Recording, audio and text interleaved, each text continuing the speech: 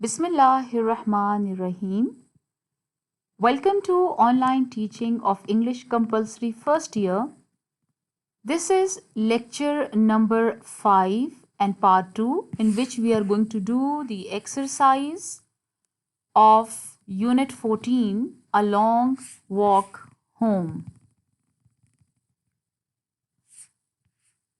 If you'd open page number 130, in which there is reading comprehension, and answer the following questions. अगर आप नोट करें तो question number 4 and question number 9 according to the reduce syllabus they are not included. तो चलते हैं हम अपनी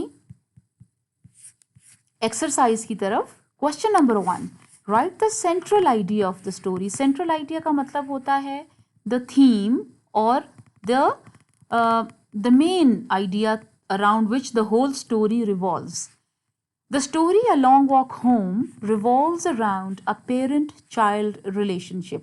ये एक अगर आप इसमें देखें तो एक पेरेंट और एक चाइल्ड का रिलेशनशिप है. It tells us that children should never lie to their parents. उनसे झूठ नहीं बोलना चाहिए. And should be loyal and sincere to them. It hurts when parents find their children telling lies to fool them. यानी उनको बहुत ज़्यादा दुख होता है जब उन्हें पता चले कि उनके बच्चे उनको बेवकूफ़ बना रहे हैं, उनसे झूठ बोल रहे हैं. In the story, Jason's father was deeply hurt to know his son's lie and punished himself for this. अपने आप को उन्होंने पनिश किया, जिसकी वजह से क्या हुआ? Which made Jason ashamed and he learned a lesson of his life. और फिर उसने अपनी ज़िंदगी का सबसे बड़ा सबक सीख लिया. अच्छा, अभी दूसरा क्वेश्चन है, analyze the pattern of organizing paragraphs in the text and tell what pattern has been used. अच्छा, उससे पहले मैं आपको एक बात क्लियर करना चाहती हूँ कि अगर आप देखें तो क्वेश्चन में उन्होंने एनालाइज में Z लिखा हुआ है, ऑर्गेनाइज में भी Z लिखा हुआ है, और इस तरह से बहुत सारी चीज़ें हैं जो कि वहाँ पर थोड़ी सी मैंने डिफरेंट कर दी. इससे कोई फ़र्क नहीं पड़ता, चूँकि बुक में वो अमेरिकन स्पेलिंग यूज़ किए हैं उन्होंने, मैंने यहाँ पे ब्रिटिश यूज़ कर दिए हैं. ठीक है ना? तो ये मैं सिर्फ इसमें दोनों ठीक हैं, कोई इसमें प्रॉब्लम नहीं है. I just want to make a difference of both. अच्छा, अब आपने क्या करना है कि जो पैराग्राफ्स किस तरह से राइटर ने अरेंज किए हैं, इसका एक पैटर्न, कोई फॉर्मूला उसने बनाया है, ये क्या है. ठीक है. अच्छा, हम कह रहे हैं सबसे पहले तो हम पैराग्राफ की डेफिनेशन बताते हैं कि a paragraph is a basic unit of thought. ठीक है. सबसे जो एक बेसिक और बुनियादी एक इकाई होता है, यूनिट होता है आपकी सोच की. आपकी सोच जिस तरह से बाहर आती है उसमें से सबसे जो बेसिक यूनिट है वो है paragraph. A writer chooses an order in which his thought or material has to be presented in his writing. There are many ways or patterns of organizing material. बहुत सारे तरीके हैं जिस तरह से राइटर अपने मटेरियल को रीडर्स के सामने लाता है. अब हमने इस कहानी का बताना है कि in this narrative essay, the writer Jason Bucaro has arranged events in the chronological order. ये आपने याद रखना है, chronological order, यानी कि एक तरतीब से जो वाक़यात जो कि एक सीक्वेंस के साथ चल रहे हैं, जिसकी प्रॉपर जिसकी प्रॉपर बिगिनिंग, प्रॉपर मिडल और एंडिंग है. ठीक है. और इसको हम ऑर्डर ऑफ टाइम भी कहते हैं. ठीक है. जो किस तरह से फिर अरेंज किया है, in chronological order. There is a clear beginning, middle and ending of the story. The story is in the form of linear plot. अगर आपको याद हो तो पिछले पार्ट में मैंने आपको यही बताया था कि इसका प्लॉट लीनियर है, in which happenings of one whole day starting from morning till night have been arranged in a sequence. ठीक है जी. तो इसका आंसर कंप्लीट हो गया. What was the most distressing and painful experience for Jason? ये तो सीधा सीधा बुक में से ही आंसर है कि for Jason, seeing his father in so much physical and emotional pain was the most distressing and painful experience, which taught him the most successful lesson too. After that he never lied to his father. ये किताब में से ही है, उस text में से ही है. ठीक है. अच्छा, let's get to question number 5. Why did Jason's father refuse to sit in car and decided to walk the 18 kilometers, was his decision justified? अच्छा, अगर आप ये देखें तो किलोमीटर्स में भी मीटर जो अमेरिकन इंग्लिश में है तो उसमें TER के साथ मीटर होता है, ठीक है, लेकिन जब हम ब्रिटिश इंग्लिश लिखते हैं तो वो RE, यही चीज़ सेंटर या इस तरह कोई वर्ड्स हैं उनमें भी होता है. सो मैंने ब्रिटिश स्पेलिंग यूज़ की है, इससे हर कोई फ़र्क नहीं पड़ता, अब तो सारी इंग्लिश मिक्स हो गई है. Jason's father wanted to teach his son a lesson through this painful experience. Question ये था कि जेसन के फादर ने क्यों इनकार किया कि वो गाड़ी में नहीं बैठेगा, बल्कि 18 किलोमीटर्स, ये किलोमीटर्स होना नहीं चाहिए, इसे माइल्स होना चाहिए. ये इन्होंने क्वेश्चन में गड़बड़ की, आप क्वेश्चन चेक कर लें. टेक्स्ट में उन्होंने हमें माइल्स बताया था, अभी ये किलोमीटर्स कह रहे हैं, तो आप इसको चेक कर लीजिएगा, ठीक है जी. एनीवे क्या ये डिसीजन उनका ठीक था कि वो पैदल वापस जाएं? तो हमने कहा कि उन्होंने अपने बेटे को सबक सिखाने के लिए ऐसा सोचा. He was justified. अब हम कह रहे हैं कि उन्होंने ये काम ठीक किया, क्योंकि because sometimes for teaching an effective lesson the harsh decisions have to be taken. कभी कभार वो कहते हैं ना कि आपको जब बीमारी जो है वो बढ़ जाती है तो कोई कड़वी दवाई पीनी पड़ती है, या डॉक्टर आपको दवाई देता है तो वो कड़वी तो होती है पर आपको ठीक कर देती है. इसी तरह से ये एक लेसन कड़वा तो था, तकलीफ दे भी था, लेकिन इसकी वजह से बेटे पे काफ़ी असर हुआ. As a result of this Jason learns an everlasting lesson. ठीक है जी. Now question number 6. Why was Jason's father so angry with himself than his son? वो अपने साथ क्यों खफा थे अपने बेटे की बजाय? In the words of Jason's father, ये अब उन्हीं के अल्फाज हैं कि he was angry with himself because he realized that he had failed as a father. अब देखिए मैंने चूंकि टेक्स्ट में से ही उठाया है तो इन्वर्टेड कॉमा लगाया. जब हम इन्वर्टेड कॉमर्स लगाते हैं तो फिर हम उसमें कोई तब्दीली नहीं कर सकते, ठीक है. अब मैंने यहाँ से लेकर इस इन्वर्टेड कॉमर्स तक एग्जैक्टली सेम लिखा है जो उस लेसन में है. That he had failed as a father if all these years you feel that you have to lie to me. तो ये exactly वहाँ पे हमने बात already कर चुके हैं. And also that he failed to raise a son, again I have taken it from the text, who cannot even tell the truth to his own father. तो ये वजह थी उनके अपने आप के साथ गुस्सा होने की. How do you feel about this personal narrative? अब ये तो उसका जॉनरा है ना कि ये किस तरह की कहानी है, इसको हम पर्सनल नैरेटिव कहते हैं. तो अब राइटर के इस पर्सनल नैरेटिव के बारे में रीडर्स कैसा महसूस करते हैं? Personal narrative is that story in which the writer describes his own experiences. हमने पहले थोड़ा सा डिफाइन कर दिया कि ये क्या होती है.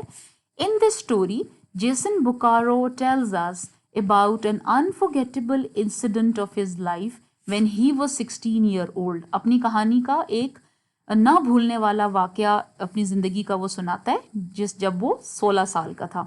In this way readers learn an effective lesson, और इससे हमें एक सबक मिलता है. आप नोट करते होंगे कि ये मैं आंसर्स बहुत लंबे लंबे नहीं देती, क्योंकि आपकी रिक्वायरमेंट लंबे आंसर्स की नहीं है. आप जब इन्हीं जवाबों को अपने राइटिंग में लिखेंगे तो टाइपिंग में ये 3 लाइन्स हैं, लेकिन आपके पास ये 6 to 7 लाइन्स बनती हैं. And that's a very good length of 3 to 4 mark question. ठीक है, बहुत लंबे लंबे आंसर्स में आप लोगों को इतने नंबर तो आपको 3 या 4 में से ही मिलने हैं. ठीक है जी. तो ये आंसर्स बिल्कुल जब आप इनको लिखेंगे तो आप खुद इसकी लेंथ देख लेंगे कि it will be between 6 to 7 lines. ठीक है, ओके. अच्छा जी. Now question number 8. Analyse Jason's relationship with his father. फिर देखिए, एनालाइज को मैंने ब्रिटिश स्पेलिंग में कर दिया. Jason was a good son to his father. He obeyed his father. देखिए, था तो वो ओबीडियंट, उसके फादर ने उसको जो कहा उस पर अमल करता था. He obeyed his father, loved and cared for him. तभी तो उसको इतनी तकलीफ होती है जब वो अपने फादर को उस तरह से देखता है. And could not see him in pen although in his carelessness. हालांकि उसके से लापरवाही में गलती तो हो जाती है कि he did lie to his father, वो झूठ तो उसने ज़रूर बोला. But when he saw him in physical and emotional pain, he repented a lot. बहुत पछताया वो. It also hurt him to learn that his one wanton act, wanton का मतलब होता है एक लापरवाही का कोई काम या जिसके बारे में उसने सोचा ही नहीं, अनथॉटफुल किस्म का. It had caused so much pain to his loving father. After that incident, he never lied to him. तो उस तरह से तो अच्छा ही बेटा हुआ ना, गलतियां तो हो जाती हैं लेकिन एटलीस्ट उस पे उसने उसको बेहतर कर लिया अपने आप को. अच्छा, now we come to page 131 जहाँ पे राइटिंग सजेशंस के अंदर उन्होंने कहा है कि read all about the features of a personal narrative as given on this page. अगर आप इस पेज को देखेंगे तो यहाँ पर उन्होंने पूरा बताया कि पर्सनल नैरेटिव क्या होता है, उसमें कैसी बातें लिखनी चाहिए, कैसे उसमें वो कुछ चीज़ें डालनी हैं. तो आपने क्या करना है कि right any incident from your life. इस स्टोरी से हेल्प लेते हुए, जैसे इसमें जेसन ने अपनी ज़िंदगी का एक ऐसा वाक़या बताया, आप भी 1 या 2 पैराग्राफ्स में कोई ऐसा इंसिडेंट लिखें जो आपके साथ हुआ और उसको आप आज तक नहीं भूल सकते, जो फैमिली, कोई मदर, कोई फादर या बहन, इस तरह से कोई आपका हुआ, लेकिन उसमें आपकी कहानी हो. ठीक है, पर्सनल नैरेटिव में हमेशा राइटर की कोई कहानी या वाकया या एक्सपीरियंस होता है. तो एक तो ये काम आपने करना है. ठीक है जी. अच्छा, now we get to vocabulary and grammar on page number 132. अब अच्छा, इसमें 2 कॉन्सेप्ट्स उन्होंने बताए हैं. Before I start the exercise में आपको वो कॉन्सेप्ट्स बताना चाहती हूँ कि इसमें एक तो ईडियम का कॉन्सेप्ट है, पहले उसको देख लेते हैं. ईडियम होता क्या है? ये जिसको हम कहते हैं ना कि मुहावराती ज़ुबान या बा मुहावरा, ये basically it's a common phrase which means something different from its literal meaning. यानी जो बज़ाहिर अल्फाज नज़र आते हैं उनका वो मतलब नहीं होता जो मिल के एक मतलब बनाते हैं. ठीक है, इसको हम कहते हैं non literal use of language, but can be understood because of their popular use. idioms are made of normal words that have a special meaning. ठीक है, स्पेशल मीनिंग. जैसे हम अभी जितने भी आगे एग्जांपल्स आएंगे ना वो मैं आपको बताऊंगी कि उनको, इसमें बहुत सारी चीज़ें आती हैं. इसमें ज़रबुल मिसल भी आ सकते हैं, मुहावरे भी होते हैं. ये सब इडियोमेटिक लैंग्वेज के अंदर आता है. इन सब का मतलब अल्फाज के अलग-अलग मतलब से मुख्तलिफ होता है. ठीक है. अच्छा, अब आप देखें कि फ्रेजल वर्ब्स एक और कॉन्सेप्ट है इसमें. अब फ्रेजल वर्ब क्या होते हैं? फ्रेज होता है मोर देन वन. ठीक है, एक वर्ड से ज्यादा का. वर्ब्स का मतलब वही हो गया जो पार्ट्स ऑफ स्पीच में होते हैं. अब फ्रेजल वर्ब्स इडियोमेटिक फ्रेज होता है. जब हमने ऊपर इडियम का मतलब पढ़ लिया कि वो अल्फाज जिनका मतलब उनके बज़ाहिर अल्फाज से मुख्तलिफ होता है, जब हम उसका एक यूनिट के तौर पे मतलब लेते हैं तो वो और होता है. ठीक है. So an idiomatic phrase consisting of a verb, इसमें एक वर्ब होता है, वर्ब हमेशा होता है ये फ्रेजल वर्ब में, और उसके अंदर एक और पार्ट ऑफ स्पीच हो सकता है. या तो वो एडवर्ब होगा, जैसे अगर ब्रेक डाउन हम कहते हैं तो ब्रेक तो वर्ब है लेकिन डाउन का मतलब ये डाउन इज एडवर्ब. कभी कभी प्रपोजिशन होता है जैसे C2. ठीक है, C2. अब आप देखें इनके मतलब अगर आप और करें तो इसका मतलब ये नहीं है कि ब्रेक यानी तोड़ना, डाउन नीचे, इसका ये मतलब नहीं है. अब ब्रेक डाउन जो फ्रेजल वर्ब्स होते हैं ना, उस एक के पता नहीं कितने कितने मतलब होते हैं, लेकिन उसमें से एक मतलब ये भी है कि ताल्लुकात ख़राब होना. नहीं, हाँ बिल्कुल, या जिसको हम कहते हैं कि गाड़ी, हाँ गाड़ी का ख़राब होना जब गाड़ी ब्रेक डाउन होती है. अच्छा, फिर सिलेबस ब्रेक डाउन आप करते हैं, यानी कि जिसको हिस्सों में तकसीम करते हैं, उसको छोटे छोटे हिस्सों में. तो अब ब्रेक और डाउन को अलग अलग देखेंगे फिर तो आपको मतलब इसका कुछ और ही बनेगा. ठीक है, तो इडियोमेटिक फ्रेजेस का यही मतलब होता है कि आप उनको एज अ यूनिट लेके उनका फिर एक मतलब होता है जिसको रटे लगाने पड़ते हैं. ठीक है ना. कभी कभार तो आपको समझ आ भी जाती है, किसी के पीछे लॉजिक होती है, पर बहुत सारों के पीछे आप ये लॉजिक नहीं ढूंढ सकते कि इसके साथ ब्रेक डाउन क्यों आया है, ब्रेक टू क्यों नहीं आया. ठीक है. अच्छा, और अ कॉम्बिनेशन ऑफ बोथ, कभी कभार दोनों को मिलाकर भी एक फ्रेजल वर्ब बनता है. अब फ्रेजल फ्रेज इसलिए कह रहे हैं कि it is more than one word. More than one word जितना भी होगा उसको फ्रेज कहेंगे, यानी ग्रुप ऑफ वर्ड्स. ठीक है. अच्छा, और वर्ब उसका सेंट्रल पार्ट होगा, वर्ब के बगैर वो होते नहीं है, और उसके आगे या प्रपोजिशन लगता है या एडवर्ब लगता है या दोनों लग सकते हैं. जैसे कि this case, look down on. अब डाउन एडवर्ब है, ऑन जो है वो प्रपोजिशन है.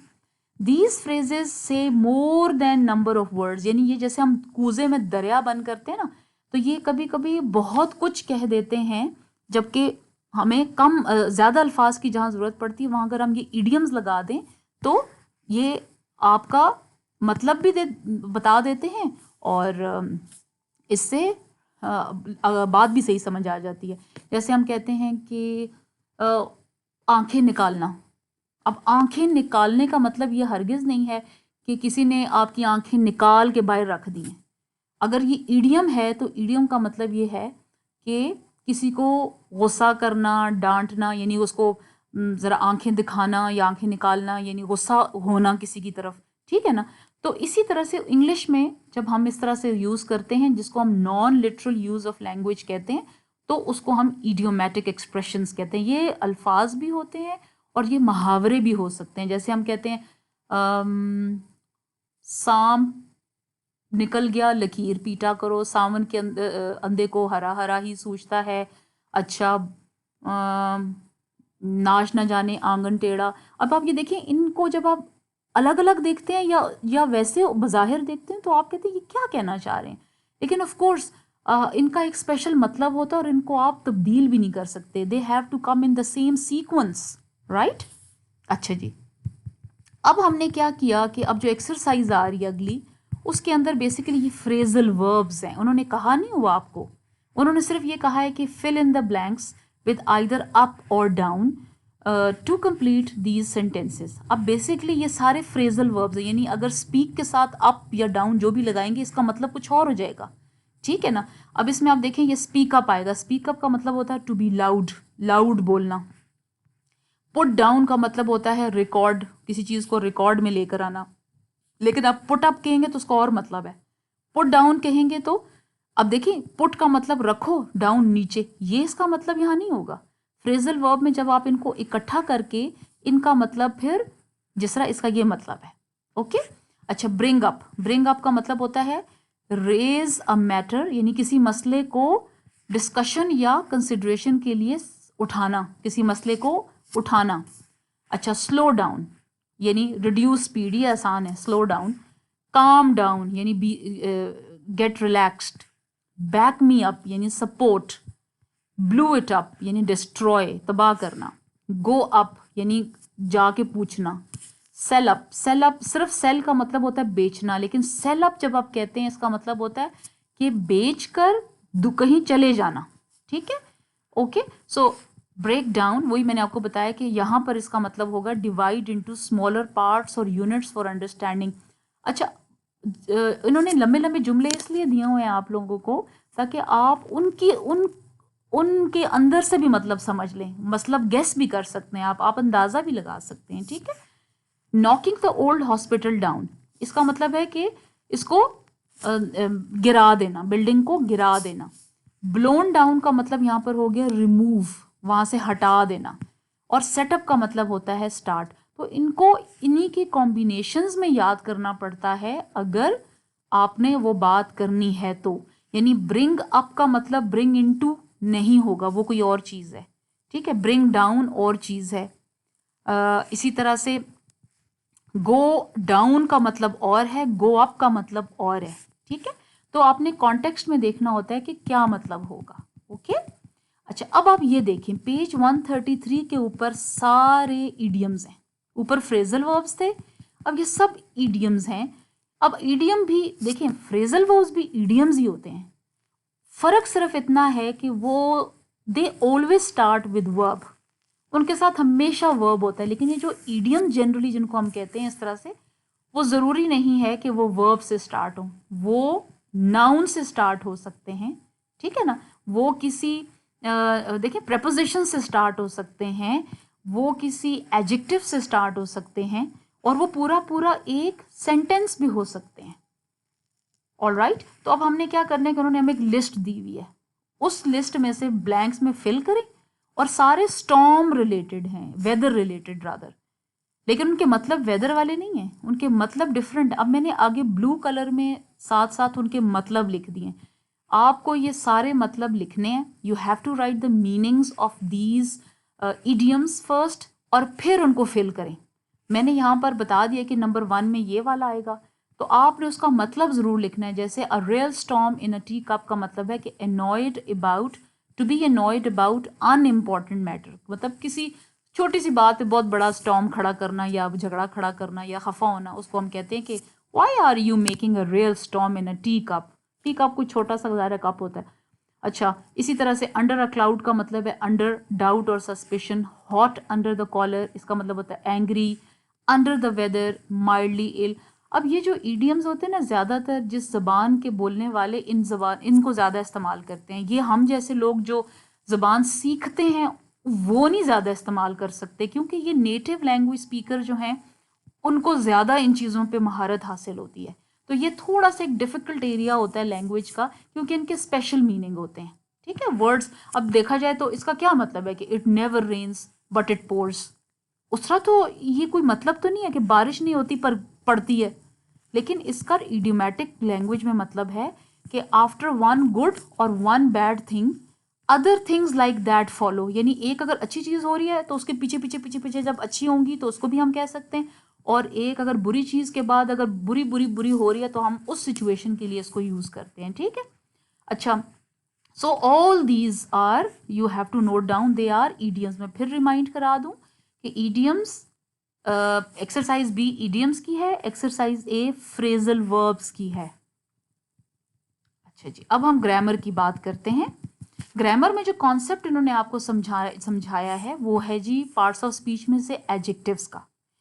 नाउ विद इन एडजेक्टिव्स उन्होंने कहा है कि एडजेक्टिव फ्रेज एंड क्लॉज। अब फ्रेज होती है जी ग्रुप ऑफ वर्ड्स। अब एडजेक्टिव्स तो एक वर्ड भी हो सकता है।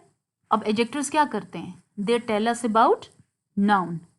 ठीक है, नाउन की कोई भी बात करनी हो, एडजेक्टिव हमें वो क्वालिटीज बताते हैं या उसके बारे में बात करते हैं।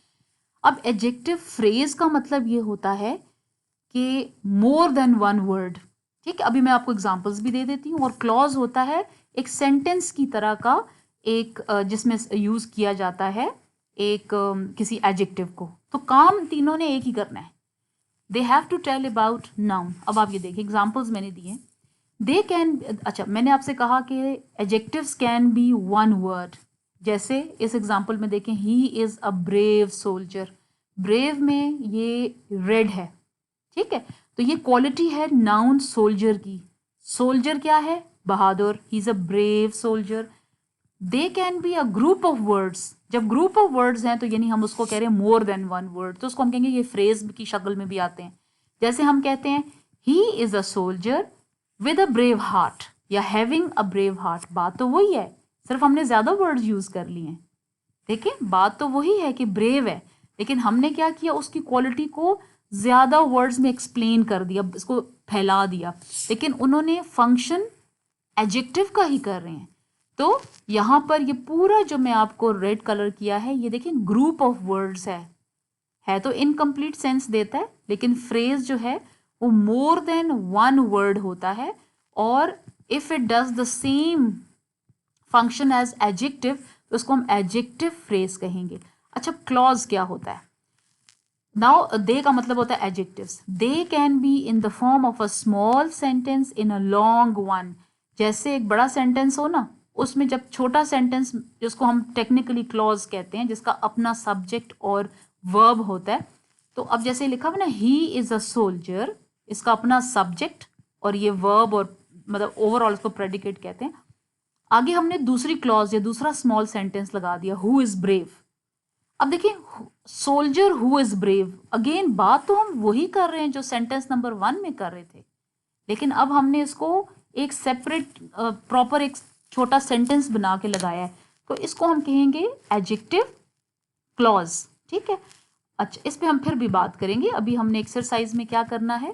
अच्छा, उससे पहले मैं आपको ये भी बता दूं, क्योंकि एक्सरसाइज में इन्होंने काइंड्स ऑफ एडजेक्टिव भी दी हुई हैं। अब एडजेक्टिव्स की बहुत सी काइंड्स होती हैं, ये देखें, quality, quantity, number, demonstrative adjectives होते हैं, डिस्ट्रीब्यूटिव एडजेक्टिव्स होते हैं, इंट्रोगेटिव एडजेक्टिव्स होते हैं। अब एग्जाम्पल्स से आपको समझ आएगी। अगर हम कहते हैं कि ही हैज़ 3 बुक्स, तो बुक्स नाउन है और कोई चीज़ उसको उसके बारे में जो बात हो रही है कि वो कितनी बुक्स हैं, तो 3, तो ये एडजेक्टिव ऑफ नंबर होगा, ये नंबर की हम बात कर रहे हैं, ठीक है। और काउंटेबल नाउन्स के साथ जो लगेगा उसको वैसे भी हम नंबर कहेंगे, ठीक है, क्योंकि काउंट कर सकते हैं। अच्छा, बुक्स ऑफ फाइन क्वालिटी, अब क्वालिटी में हमें ये बताते हैं कि किस तरह की क्वालिटी है, अच्छी, बुरी, कैसी, तो फाइन तो एडजेक्टिव ऑफ क्वालिटी हो जाएगा। ही हैज सम मनी, अच्छा सम जो है आगे देखें अनकाउंटेबल नाउन लगा हुआ है ना, तो अनकाउंटेबल नाउन के साथ जो इस तरह से लगता है, यानी कोई उसके बाद तादाद के बारे में बताते हैं, तो उसे हम कहते हैं क्वांटिटी। जो काउंटेबल नाउन के साथ जो लगेगा, उससे पहले जो लगेगा, उसको हम कहते हैं नंबर। और इधर हम कर रहे हैं अनकाउंटेबल, अनकाउंटेबल के साथ जो लग रहा है उसको हम कहेंगे क्वांटिटी।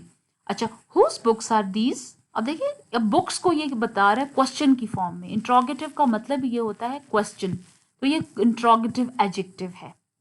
एवरी स्टूडेंट, अब एवरी जिस तरह एक किस्म का डिस्ट्रीब्यूट करने के लिए ना कि हर बच्चा, तो इसको हम कहते हैं distributive adjective. Should read this lesson, this ये जो पॉइंट आउट करने के लिए दिस, दैट, दोज, दीज, इनको हम कहते हैं डिमॉन्स्ट्रेटिव। डिमॉन्स्ट्रेटिव होता ही इसका मतलब है कि पॉइंट आउट करना, बताना, ठीक है। अब ये मैंने आपको सारी 6 जो यहाँ पर क्वालिटी सॉरी उसकी काइंड्स हैं उसका मैंने आपको एग्जाम्पल दे दी। अब आप इस आ जाएं एक और पॉइंट की तरफ, अगेन वो इस एक्सरसाइज में शामिल है कि एडजेक्टिव्स हैव 3 डिग्रीज, एडजेक्टिव की डिग्रीज भी होती हैं। एक को कहते हैं पॉजिटिव, जो उसकी जो जैसे एग्जाम्पल मैं देती हूँ, कंपैरेटिव एंड सुपरलेटिव। अब जैसे हम कहते हैं they are nice, they are nicer than their cousins, अगर किसी 2 चीज़ों में मुकाबला हो रहा है तो कंपैरिजन हो रहा है, तो उसको हम ई आर या सेकंड डिग्री या कंपैरेटिव डिग्री एडजेक्टिव की लगाएंगे, और उसके साथ अक्सर देन हम यूज़ करते हैं। They are the nicest of all, अब देखिए द नाइसेस्ट ये 3rd डिग्री है, जिसको सुपरलेटिव, यानी सारों में से जब आप एक बात करेंगे तो वो द नाइसेस्ट या लास्ट डिग्री लगेगी, हाईएस्ट डिग्री लगेगी।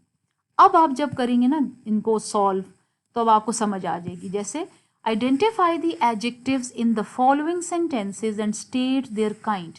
अब ये जैसे नंबर 1 है बिग, ये क्वालिटी का है। नंबर 2 सम, क्वांटिटी का है। उसके आगे आप देखें नाउन क्या लगा हुआ है, काउंटेबल है कि अनकाउंटेबल है। फुलिश क्या है, क्वालिटी है। लिटिल, क्वांटिटी, क्योंकि आगे देखें कि नाउन क्या लगा हुआ है, क्या वो काउंटेबल है या अनकाउंटेबल। ऑल, ये भी अनकाउंटेबल नाउन के साथ लगा हुआ है। सफिशेंट, ये भी क्वांटिटी है। 5, ये नंबर है। सेवरल, नंबर है, क्योंकि इसके आगे जो नाउन लगा हुआ है that is countable. First, again this is number. Every, distributive. Neither, distributive. And those, demonstrative. तो इसकी और प्रैक्टिस ज़रूरी है, लेकिन अभी हम एक्सरसाइज को फिनिश करते हैं। एक्सरसाइज का लास्ट क्वेश्चन है जी, डिटर्मिन विच फॉर्म और degree of the adjective best completes each of the following sentences. तो फर्स्ट में हाईएस्ट लगेगा क्योंकि सब में से है। सेकंड में लार्जर, बल्कि second, third, fourth and fifth इन सब में लगेगा second degree which is comparative degree, क्योंकि वो कंपैरिजन बिटवीन 2 थिंग्स या 2 पीपल है। लेकिन 6 में लगेगा लास्ट डिग्री द स्लिमेस्ट, ठीक है। तो ये क्योंकि वो सारी बुक्स सारी जो चीज़ें उनमें से स्लिमेस्ट है, सब गर्ल्स में से स्लिमेस्ट है, ठीक है। So this is how we finish. And the home task is, एक तो आपने वो पर्सनल नैरेटिव लिखनी है, और दूसरा ये translate the following lines from the text. अगर आप ये देखें तो ये जो फादर की लाइंस हैं आखिर की तरफ, तो ये वहाँ यहाँ पर मैंने लिख दी हैं, तो इनको आपने उर्दू में ट्रांसलेट कर दीजिएगा। Okay, so that's it. So we are going to now come back with the next lesson. So till then, Allah Hafiz.